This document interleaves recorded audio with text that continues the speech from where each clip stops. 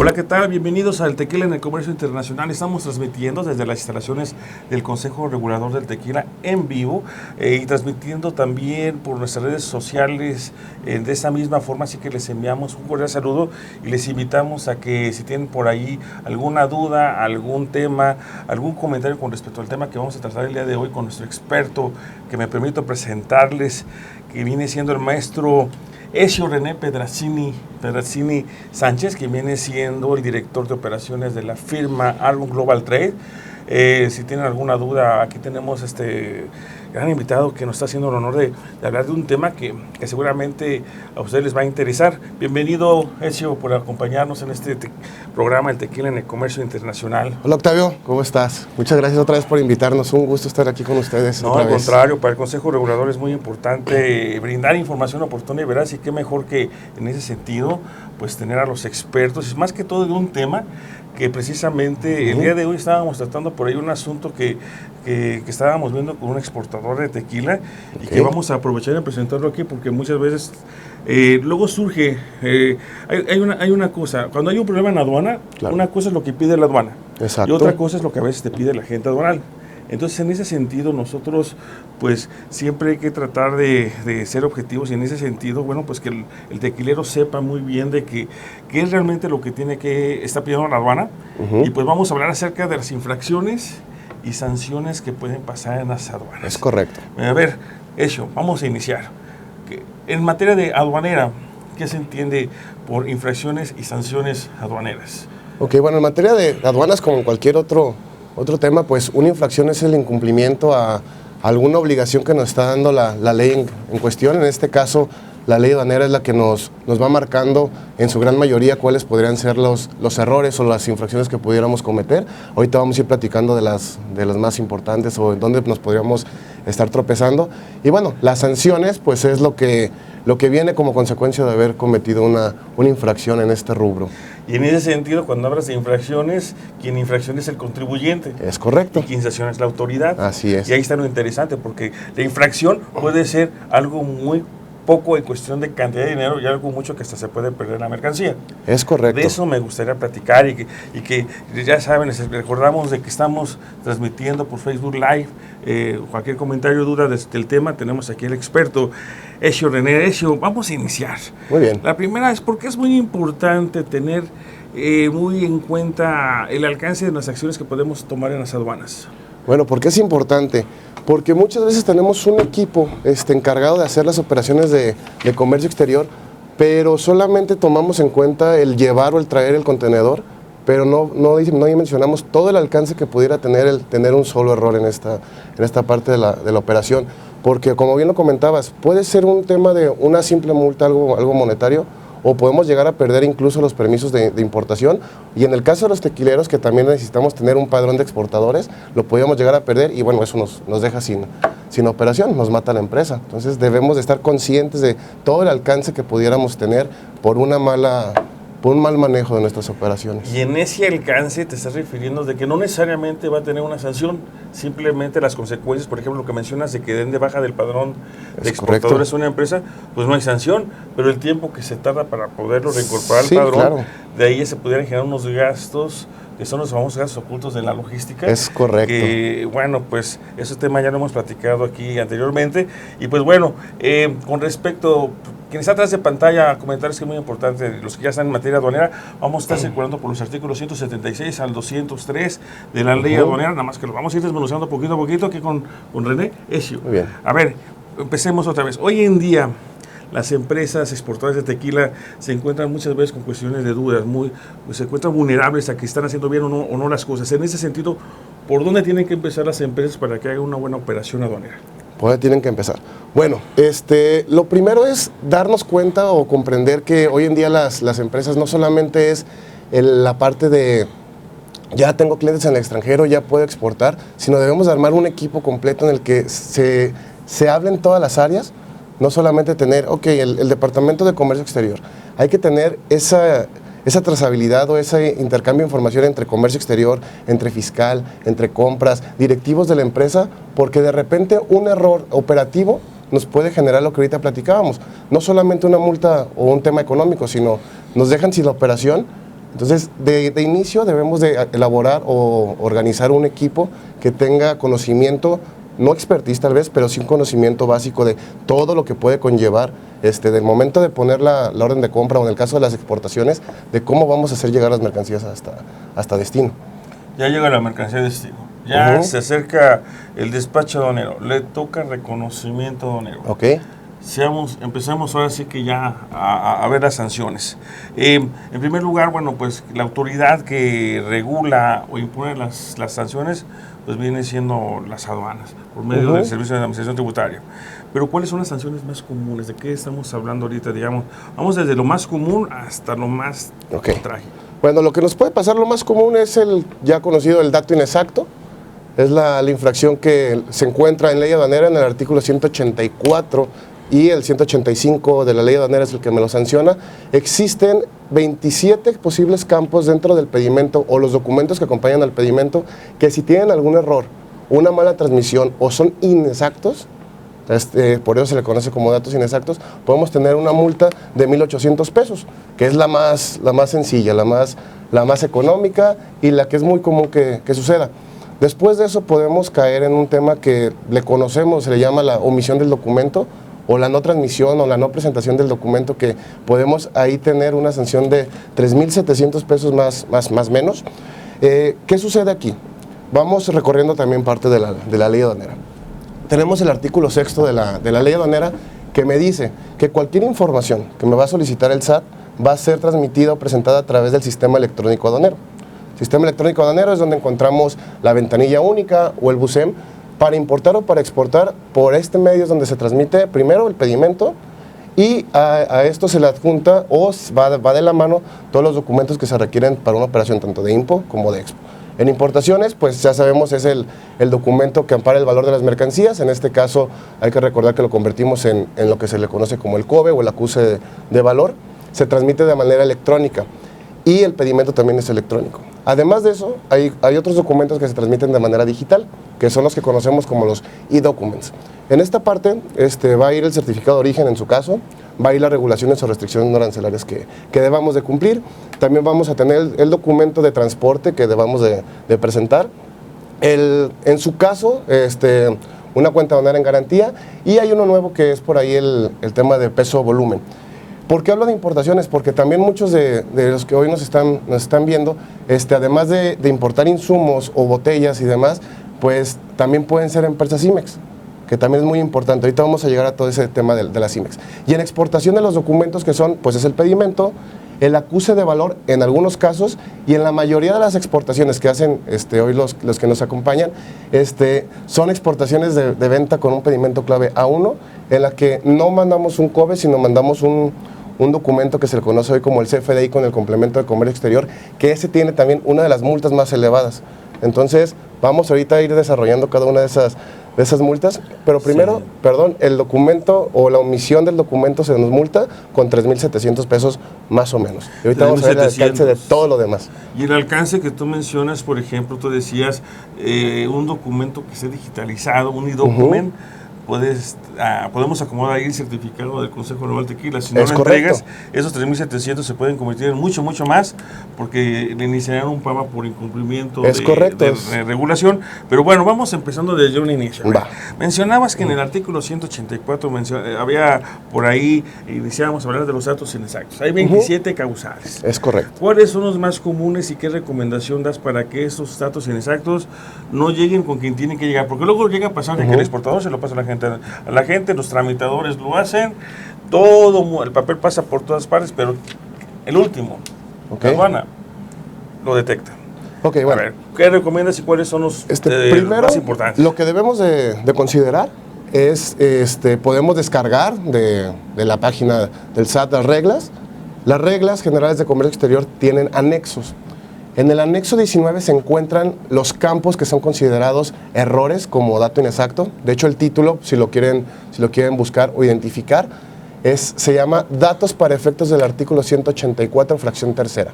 Aquí es donde vienen esos datos, que son el número del pedimento, el valor en aduana de las mercancías, puede ser la fracción arancelaria, entre otros. que los más comunes también es el identificador. ¿Qué te parece, disculpa que te interrumpa, claro. ¿Qué te parece ahorita regresamos a este pequeño corte? Uh-huh. Hablamos un poquito más de esas claro. causales. Y pues bueno, nada más recordarles que estamos transmitiendo en vivo desde las instalaciones del Consejo Regulador del Tequila. Recuerde que tenemos Yo Exporto Tequila. Yo Exporto Tequila es un curso que se transmite vía online a todo el mundo. Es gratuito, está ofrecido por el gobierno del estado de Jalisco, la Secretaría de Desarrollo Económico y el Consejo Regulador del Tequila. Inscríbase, está abierto para todos y regresamos después de este pequeño corte. Cuando te hagas así. Ajá.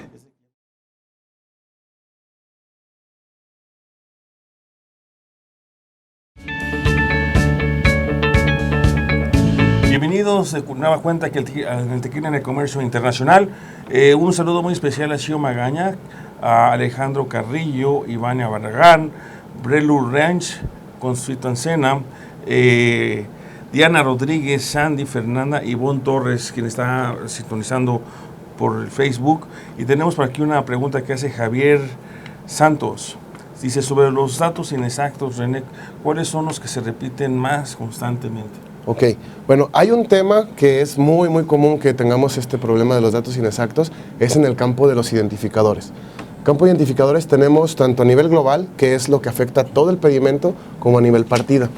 En estos identificadores, ¿qué es muy común en el caso de, insisto, yo sé que aquí la mayoría somos exportadores, pero hablando también de la importación, hay un identificador que es el ES, el estado de la mercancía, o el UM, el uso de la mercancía, que se declara que si es nuevo, en el caso del identificador ES, y muchas veces, o la gran mayoría de las veces, la fracción arancelaria, que es la que nos determina si debemos de cumplir o no con algún permiso, con algún aviso, con cualquier situación, esta nos marca cuándo sí debemos de declarar el estado de la mercancía. Y si lo ponemos de más, quiere decir que también estamos incumpliendo con la obligación de la ley, que es no declarar o declarar información falsa o inexacta.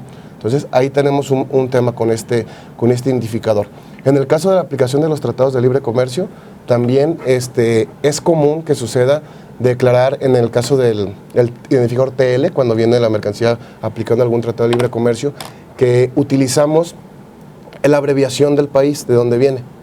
Y muchas veces, por ejemplo, en el caso de Estados Unidos y Canadá, se declara identificador TL con el complemento CAN, cuando la mercancía viene de Estados Unidos.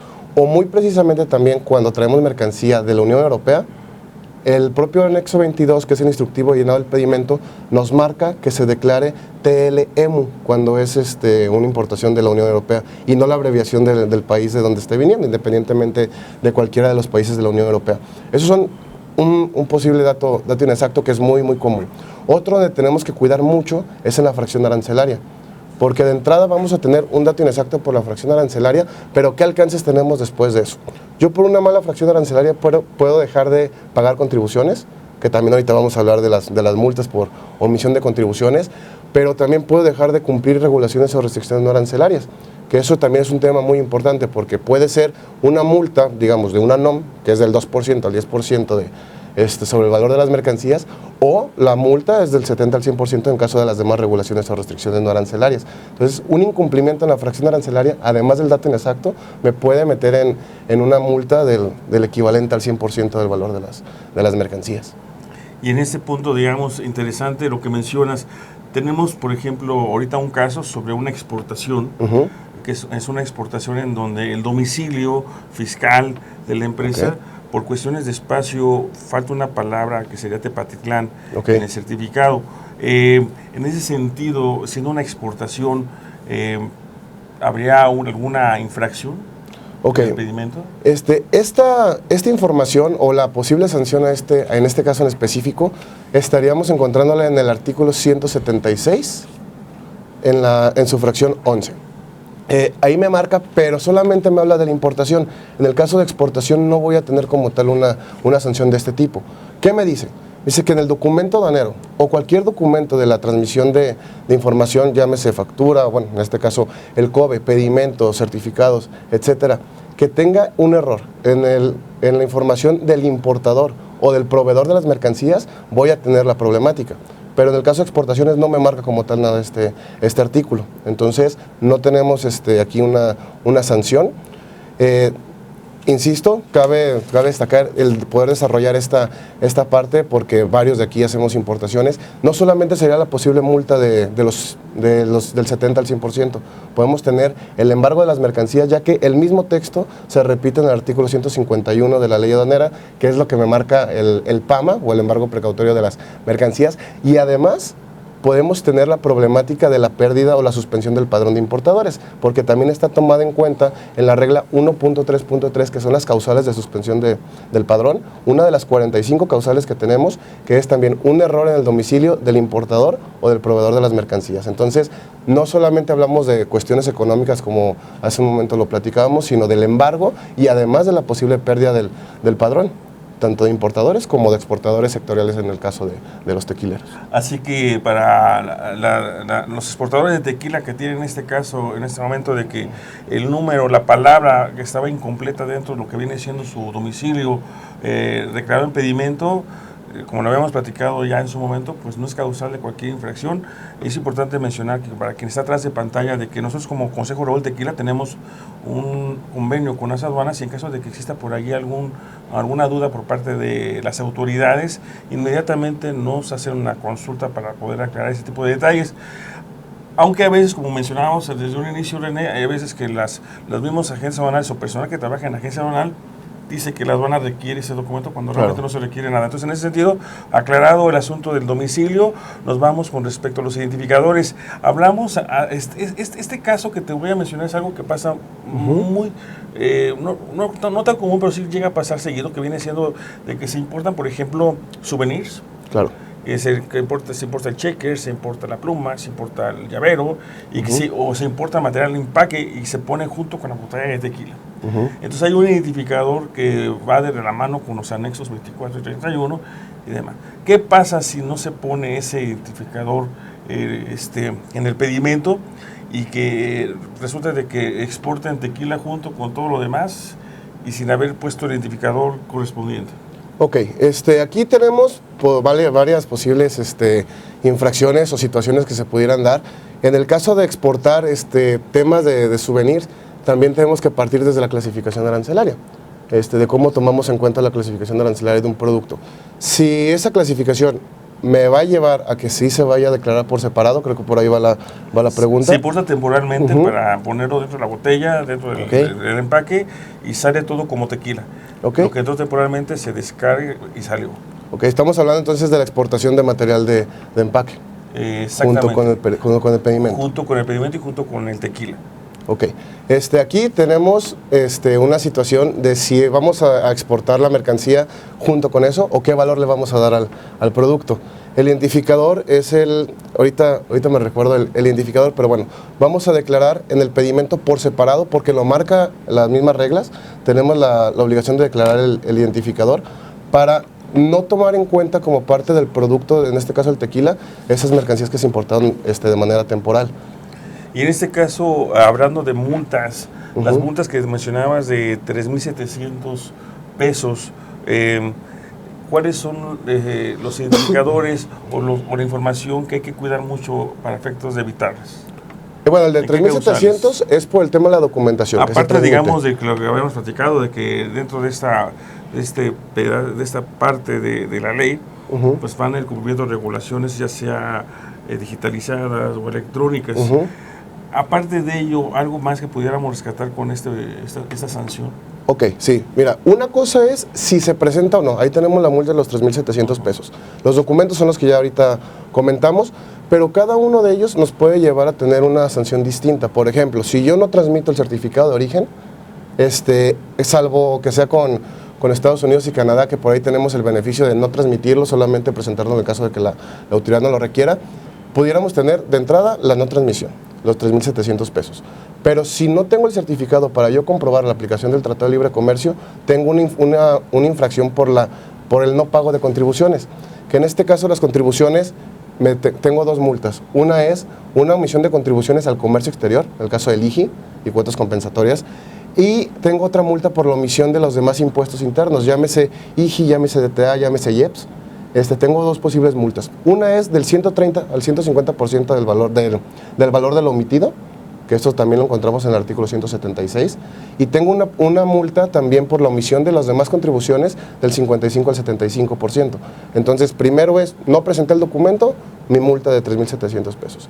No tengo ahora sí cómo comprobar la aplicación del Tratado de Libre Comercio, tengo una multa por omisión de contribuciones que me estaba exentando el propio tratado. Entonces ya me fui a 2 infracciones. Estamos hablando de 2 infracciones y que van con respecto a los certificados de origen. Seguramente quien está atrás viéndonos dice, ¿qué pasa con los certificados de exportación de tequila? Pues simplemente tienen que venir escaneados. Algunas aduanas los solicitan todavía para efectos de validar que sea emitido por el Consejo Regulador del Tequila. Y también, bueno, pues también es muy importante de que sepan que la gente ahora no tiene que tener hasta el momento de la exportación. Ya realizado la exportación, tiene que regresar a manos del tequilero y con eso se va a evitar una multa que va de 3,700 a lo que va del 70 al 100% de la multa, porque la omisión de ese documento digitalizado da inicio a lo que marca la ley aduanera en el artículo 151, que es un PAMA, ¿verdad? Es un PAMA, es correcto. ¿Y qué pasa cuando de repente, aparte de tener que pagar, se pierde la mercancía? ¿En qué casos pasa eso? ¿Cómo? De repente se presenta una mercancía, le inician un PAMA, y no puede comprobar el PAMA por qué se lo iniciaron, y aparte de pagar la sanción, tiene que pagar destrucción o el abandono que esto va a causar. En ese sentido, algunos casos que tú quieras compartir, René. Bueno, lo personal nos ha tocado atender algún tipo de PAMAs. Más que esa parte de pagar la destrucción, hay casos de que ya no se puede materializar el embargo precautorio. Porque en alguna revisión cumplimos con las causales de embargo, la mercancía ya no estaba, y ahí ¿qué sucede? Tenemos que pagar el valor de la mercancía en lugar de que nos la embarguen. Entonces sería doblemente el desembolso de dinero. Y aparte, bueno, todas las consecuencias que se generan por ese tipo de actos que viene siendo, pues seguramente la autoridad podrá valorar una auditoría de comercio exterior. Es correcto. Para poder checar sus demás operaciones debido a esa. Es correcto. ¿Cuáles son parte de las consecuencias? Bien, René, estamos aquí en el Tequila, en el Comercio Internacional, transmitiendo desde el Consejo Regulador del Tequila. Es muy importante comentarles de que tenemos por ahí una nota en nuestro siguiente bloque y les invitamos a que vean el siguiente clip de las denominaciones de origen mexicanas y regresamos enseguida. ¿Hablas del identificador?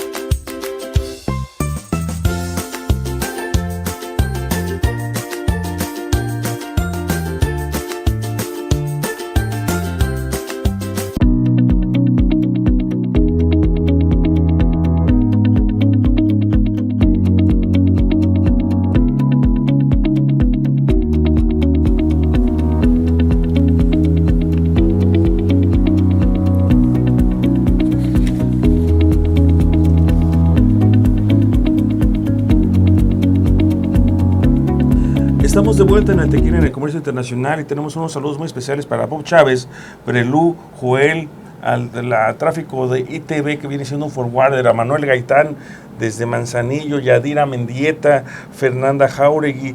Tengo 3 preguntas, pero antes de las 3 preguntas quiero hacerles algo saber, algo muy importante que pasó la semana pasada y que me voy a permitir decirles que la semana pasada el Consejo Regulador del Tequila estuvo presente en Euroasia. Resulta de que en Georgia obtuvimos el primer registro para el tequila que se está otorgando en este año, en el 2020. Y pues bueno, Georgia viene siendo un estado euroasiático en el cual pues iniciamos a principios de diciembre del año pasado un trámite para poder registrar y proteger la palabra tequila como marca colectiva. Y el pasado 11 de febrero nos otorgaron este reconocimiento. Es algo que en materia de propiedad intelectual, esto nos fortalece para proteger al tequila contra cualquier intento de mal uso, de fraude, de atentado que le dé contra nuestra vida nacional por excelencia. Georgia se exporta 70,000 litros el año pasado, es algo pequeño, pero es muy importante mencionarlo porque al final de cuentas vamos cubriendo ciertos terrenos que es muy importante proteger al tequila. 3 marcas de tequila se manejan todavía por esa parte de este país. Y pues bueno, tenemos ahorita 52 reconocimientos, 52 registros de la denominación de origen o de protección a la denominación de origen en todas aquellas vestiduras que tiene la propiedad intelectual.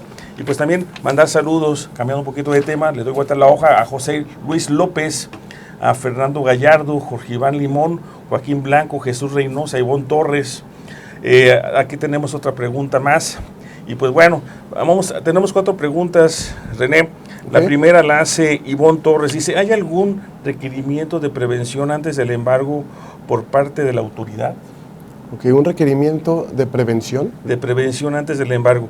Me imagino de que la autoridad, para poder embargar la mercancía, pues debemos de considerar pues cuál va a ser la causal que hay que cuidar para que se llegue a cumplir. Y pues la prevención, más que todo, la información. Hay algo que tú querías mencionar. Hablas sobre el desconocimiento, la falta de preparación o la falta de personal, pues no te exoneran de las consecuencias. Es correcto. Muchas veces lo que sucede por no tener el conocimiento de toda la operación aduanera, en este caso en la parte legal, es lo que nos puede meter en muchos problemas. Ahorita regresando a la pregunta, son 7 las causales de un embargo precautorio de las mercancías. Parte preventiva, pues es conocerlas, esas 7 causales que son lo que nos puede detonar en un embargo de las mercancías. Sí aclara algo. ¿Cuáles son las 7? Las 7 causales de suspensión es introducir mercancía por un lugar prohibido, que sea o no autorizado, que sea mercancía prohibida también. El tema de los domicilios, pero en el caso del importador o del proveedor de las mercancías también un error, puede ser también una causal. El no cumplimiento de las regulaciones o restricciones arancelarias es otra de las causales que tenemos como posible embargo precautorio de las mercancías. Y el no conocer las posibles causales es lo que nos puede detonar en esta parte, que nos embarguen. ¿Cuándo es donde nos pueden aplicar esto? En cualquiera de la aplicación de las facultades de comprobación que tiene el SAT, que son 5. Una es en el despacho de las mercancías, que es el famoso rojo. Otra es en revisión en transporte de las mercancías, que es cuando ya va nuestro camión después del despacho hasta nuestro domicilio. La siguiente se llama visita domiciliaria, que es cuando tenemos de visita, en este caso al SAT, en nuestras instalaciones, solicitándonos información. Otra es revisión de gabinete, la que nos puede solicitar información que nosotros la llevemos al domicilio. Y hay una que es la parte nueva o la parte de las revisiones electrónicas. Hoy en día nos puede estar auditando o revisando la autoridad sin que nosotros nos demos cuenta. Entonces, de repente llegan con una solicitud de información donde ellos ya saben en qué estamos mal, y con esa solicitud de información, pues al momento de presentar los datos, pues solamente estamos evidenciando lo que ellos ya identificaron como un posible error. Estos últimos 5, René, si me lo permites, es muy importante. Ya saben, entonces, el hecho de que hayan pasado por la aduana y les haya tocado estacionamiento libre no significa de que ya están libres de cualquier revisión. Es una de las 5 medios por los cuales la autoridad puede checar que haya habido quizás un incumplimiento con respecto a cuestiones legales, eso de la visita domiciliaria, el requerimiento de gabinete. Lo electrónico es lo que llama mucho la atención, porque pues prácticamente ahí la autoridad tiene detectada cuál viene siendo el medio del asunto, y ahí tendríamos que el exportador, pues preocuparse por tener un comercio exterior sano. Recomendación para... Recomendaciones. Volviendo a la parte del tema electrónico. Toda la información ya la tenemos transmitida a través del SEA, entonces esa información ya la tiene el SAT. ¿Cuál es la primera recomendación? Que las empresas hoy en día realmente se apliquen auditorías en las que puedan validar que toda la información transmitida es correcta, porque una cosa es tener el expediente completo, con todos los documentos que debe de llevar, y otra cosa es que la información que está dentro de estas operaciones sea la correcta y se haya transmitido de la manera que nos lo solicita la autoridad. En estas auditorías, ¿qué se puede validar? ¿Qué alcance tiene? Primero, la integración del expediente, ahorita lo que ya comentaba. Segundo, validar que estemos cumpliendo con todas las obligaciones en materia aduanera que en este caso nos dictan tanto las reglas como la propia ley aduanera. Y con eso podemos tener la certeza o la seguridad que en caso de que el SAT nos visite, ya estamos cumpliendo de manera a 360 todos estos requisitos, porque, insistimos, la infracción o la multa económica de esos 1,800 pesos o 3,700 pesos no es nada comparado que si nos dan de baja del padrón de importadores o de exportadores en su caso, pues nos dejaría sin la operatividad. Y ahí ves, por ejemplo, que mencionas, René, eso de que el domicilio del importador o del proveedor también que está en el extranjero, a quien le mandamos la mercancía en el extranjero, pues muchas veces ni siquiera el exportador sabe de que el SAT iba a estar checando o guardando domicilios. Y lo peor de todo es de que cuando van a una hora en donde no les abre absolutamente nadie, pues lo toman como domicilio no localizado y no le avisan para nada al exportador e importador, lo dan de baja y pues bueno, esa es otra historia. Esa es otra historia, pero es algo que se da, es muy importante. Por ejemplo, el SAT, por ejemplo, tiene unos criterios que dice, si un RFC no se utiliza en un año, baja. Es correcto, de hecho es una de las 45 causales de suspensión. El no tener operaciones durante más de 12 meses nos dan de baja en automático del padrón de importadores. Entre otras, existe una muy puntual que hace no mucho sucedió. El contador dejó de hacer declaraciones por un error o por algún descuido, no hizo declaraciones de 2 meses hacia atrás y también es una causal de suspensión del padrón. ¿Qué pasa aquí? No te das cuenta que no tienes padrón hasta que quieres hacer una operación. Entonces, claro, hasta que está la mercancía en la aduana. Y bueno, pues todos son gastos operativos, además de que se nos atora la ¿Cuántos días en experiencia? Porque una cosa es lo que te dice la ley, pero, o las reglas, otra, pero en tu experiencia, ¿cuántos días tarda reincorporarse en el padrón, ya sea exportadores y importadores? Si introducimos toda la información necesaria para poder reactivar el padrón de importadores, estamos hablando entre 20 y 30 días para poder recuperar el padrón. Otro punto importante es si nos dan de baja del padrón de importadores o en este caso de exportadores y alguien más nos facilita el padrón para hacer las operaciones, ese tipo de operaciones que se le conoce como préstamo o renta del padrón va a ser causal de que a esa otra persona que nos prestó el padrón también se lo den de baja. Entonces hay que cuidar mucho esta parte. Sí es muy importante el cuidar más el padrón de importadores que tener una posible multa por un dato inexacto. Es muy riesgoso pues perder el padrón. Es que lo que tú acabas de mencionar es muy importante, porque hay muchas tequileras que apenas se están formando, que no hacen exportaciones, que no están en el padrón y que quizás para efectos de muestras y demás utilicen los RFCs de otra empresa que se los presta para efectos de que puedan hacer la exportación 1 o 2 veces. Ese ya podría ser un causal. Si estamos iniciando, tal vez no, porque la forma operativa de cómo se realiza esa exportación sería que la empresa que está haciendo la venta sea directamente la que va a hacer la exportación. Pero si ya teníamos cancelado el padrón o suspendido el padrón y alguien más nos lo presta, ahí es donde entra la causal. Muy bien. René, tengo por aquí 2 preguntas más. La primera dice, ¿cuáles son las sanciones más comunes y que se repiten constantemente para tener cuidado y evitarlo? Para que no se vaya una sanción a 30,000 pesos.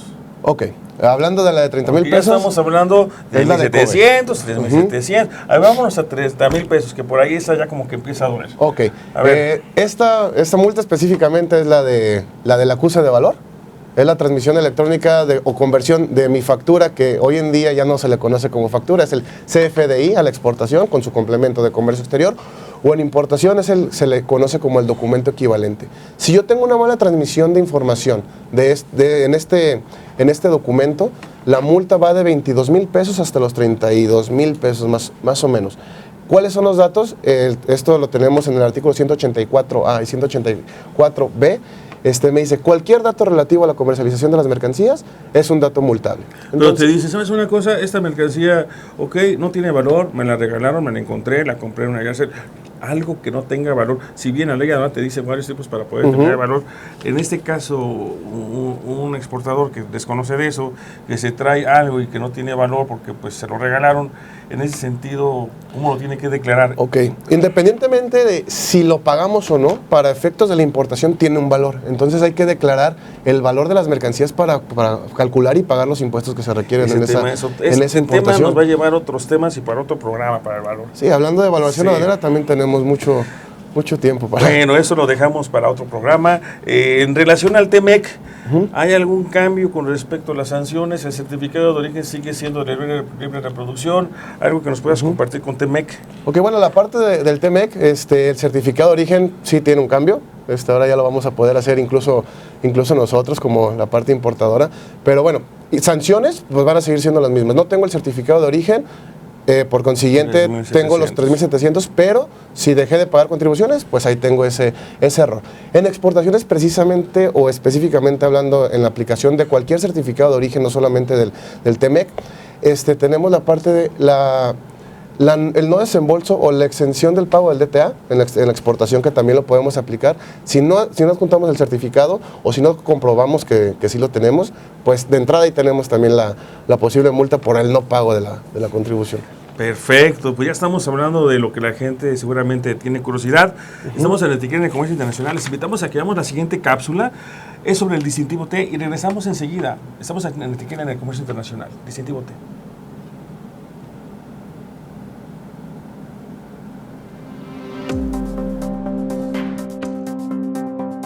El distintivo T fue creado en el año 2003 con la finalidad de difundir la auténtica cultura del tequila, promover su consumo y proteger la denominación de origen de esta bebida que nos representa a nivel internacional.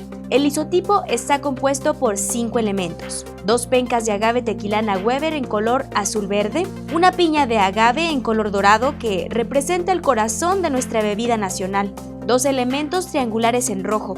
La integración de estos elementos corresponde al juego con las iniciales de las cualidades contenidas en la leyenda del distintivo T, que son cultura, autenticidad y calidad en el servicio. Los colores utilizados en el isotipo corresponden a los de la enseña nacional mexicana, la cual permite hacer una identificación rápida a nivel internacional del origen del producto que estamos promoviendo.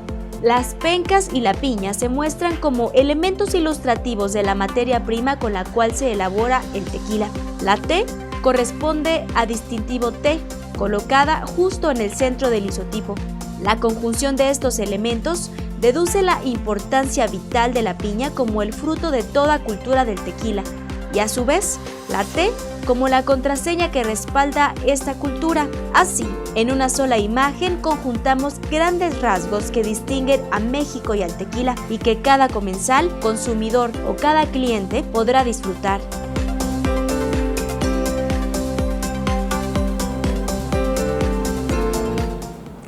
Estamos de vuelta en el Tequila en el Comercio Internacional. Un saludo muy especial para Jos Casas, para Joaquín Blanco, Juan Manuel Valens.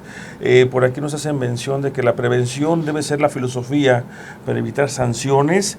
Pablo Huizar hace una pregunta. En el caso que se incumpla en la clasificación de la mercancía o se incurra con una omisión del pago de impuestos, René, ¿las multas las paga la empresa de logística o el cliente? Ok. Una pregunta muy interesante, pero realmente aquí lo que debemos de conocer es que el encargado de hacer la operación de comercio exterior es el responsable de todo.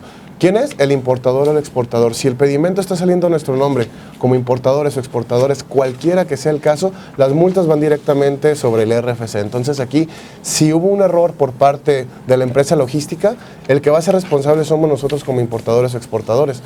Entonces aquí sí también va a depender mucho cómo estemos contractuando nuestras operaciones. Nada más de entrada, sí, la multa va a ir directamente para el RFC que está haciendo la operación.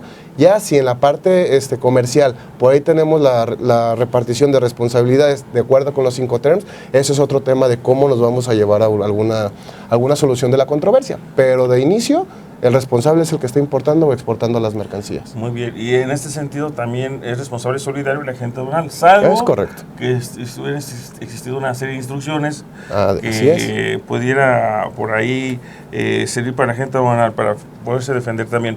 Sandy Landa pregunta, ¿le parece relevante el tema que se aborde este asunto? Dice, ¿cuáles son las áreas necesarias para evitar que este tipo de errores pasen en una empresa? Ok, muchas veces las empresas tienen solamente el área de tráfico, pero es necesario también conocer o tener un área que sea de comercio internacional. ¿Por qué? Porque en esta parte sí tenemos más alcance hacia el conocimiento de la legislación aduanera, que muchas veces está por encima o debe de ir a la par del área de logística. Porque no menosprecio ninguna de las dos áreas. Una es la encargada de hacer la operación que fluya, pero la parte de comercio internacional debe de tener o conocer las bases de las problemáticas en las que podemos estar que nos pueden meter en algún problema. En ese sentido, podríamos llamarle cuáles son los riesgos, y hablando de riesgos, cuáles son aquellos riesgos que hay que cuidar por los cuales debemos de ser muy precavidos para no caer en un problema en cuestiones de infracciones aduaneras. ¿Cuáles serían los 3 riesgos más que hay que cuidar muy bien? Ok. Primera problemática, el no conocer el producto, el no conocer la fracción arancelaria y el alcance que debe de tener, porque muchas veces sucede que hacemos la importación o hacemos la compra y cuando llega aquí la mercancía nos damos cuenta que no cumplimos con algún permiso o no cumplimos con algún aviso que debíamos de ya tener previsto y eso nos va a detener la mercancía en aduana, nos va a hacer que paguemos demoras o incluso que la perdamos porque no podemos dar cumplimiento a esa. Esa es la primera. La segunda, ¿qué tenemos que observar también? Va relacionado con la mercancía. Si no tenemos también el conocimiento de todo lo que debemos de cumplir, incluso por hasta el uso o la función que tiene la mercancía, hay aduanas que no nos permiten importar todos los tipos de mercancías o exportarlos. También debemos de conocer por dónde podemos sacar las mercancías. Y tercero, debemos de conocer toda la documentación necesaria para poder integrar nuestro expediente y todo lo que va dentro de la información. Entonces, ahí nace la parte de hacer auditorías y revisiones esporádicas o de manera constante también en las operaciones de comercio. Y en ese sentido, René, si me permiten, es también que estén al corriente con sus obligaciones fiscales. Entre menos motivos le demos a la autoridad. Es correcto. Para que nuestro RFC no tenga ninguna revisión en especial. Es muy importante empezar por ese punto. Y siempre lo dicen las autoridades, mientras estés al corriente con tus obligaciones fiscales, de ahí estamos en buen ambiente para efectos de poder realizar las operaciones de comercio exterior. ¿Qué se puede hacer para evitar recaer en esas infracciones? Es lo que acabas de comentar. Y un punto más importante es aprender de los errores. Crear esos candados de ya cometí un error, ya tuve una equivocación, aprender de eso y generar internamente esos candados para que no vuelva a suceder. ¿Cómo? Pues podemos ir documentando nuestras operaciones o lo que nos ha ido sucediendo. ¿Y alguna recomendación, la más importante que tengas que hacer para cerrar el tema? La recomendación más importante es estar siempre actualizado. El comercio exterior es muy, muy cambiante. Todos los días hay algo nuevo. Hay que estarse siempre capacitando, siempre estarse asesorando y estar al día de las disposiciones oficiales que tenga la autoridad en caso para alguna sanción que pudiéramos tener. Perfecto. Entonces, hablando de sanciones y todo lo que tenga que ver como consecuencia monetaria, sin lugar a duda la prevención, el conocimiento, porque muchas veces el desconocimiento no te exonera de las consecuencias. Y en ese sentido, Argon Global Trade, ¿cuáles vienen siendo los principales recomendaciones que puede hacer para efectos de tener un comercio exterior sano y evitar que todo lo que acabamos de platicar no llegue a pasar? En ese sentido, Argon Global Trade, ¿cómo trabaja? Bueno, nosotros ofrecemos el servicio de las auditorías que ya comentaba, que es la validación de toda la información para poder tener el tema de la prevención. Si yo ya detecté que tengo posibles errores o alguna omisión, tanto documental o de contribuciones o de cualquier otra índole, tenemos la capacidad de corregirnos. Hay una forma de realizar estas operaciones que es cumplimiento espontáneo, en el que el SAT no me va a infraccionar y yo puedo dar cumplimiento a todas esas discrepancias que pudiera tener antes de que la autoridad llegue. Esa es una de las preguntas que te iba a hacer. Si se pudiera hacer de forma voluntaria antes de que la autoridad pudiera llegar a hacer ese tipo de correcciones, ya dice respuesta. Muy bien, René, gracias por habernos acompañado. No, gracias a ti. Gracias a la maestra Lorena del Carmen Arroyo, a quien le mando un saludo muy especial, que viene siendo CEO, fundadora de la firma Argon Global Trade. Y pues bueno, fue un gusto que estuvieran con nosotros acompañándonos en esta transmisión. Les recordamos de que tenemos el curso de capacitación de Yo Exporto Tequila. Yo Exporto Tequila prácticamente les dice cómo exportar y comercializar tequila de la cuna a la tumba. Y recuerden que la mejor fuente de información es el Consejo Regulador del Tequila. Si exporta tequila, exporta una parte de México y México es tequila. Hasta pronto, chao.